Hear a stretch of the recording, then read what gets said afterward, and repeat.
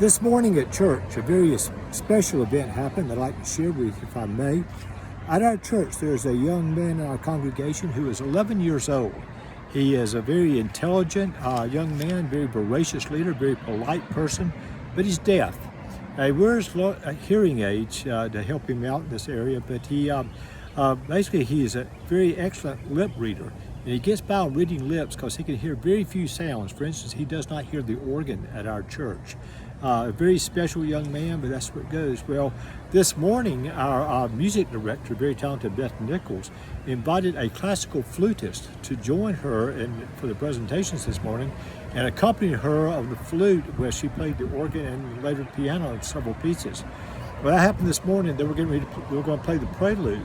So the young man came and ironically just sat down in front of me where I could see him. And as soon as she started playing the flute on the prelude, the young man lifted up his head and looked towards the front of the church. And I could tell he could hear the flute.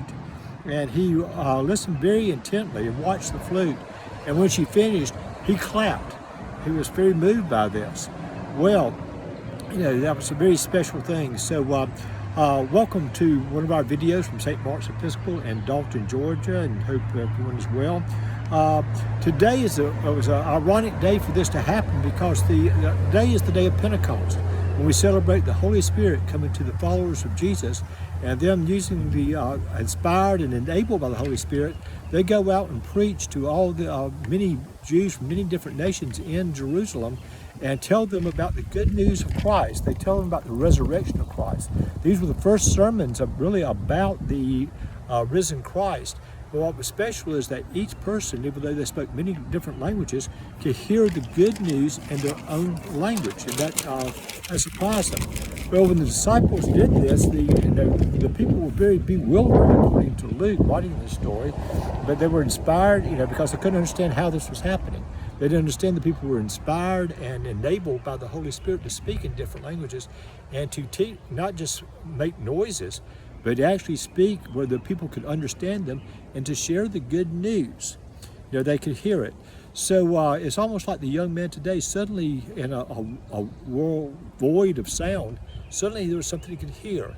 So for these visitors from these other countries, they were suddenly hearing something in their own language, and that had to bewilder them. So they weren't just hearing something, they were hearing the good news of a risen Christ.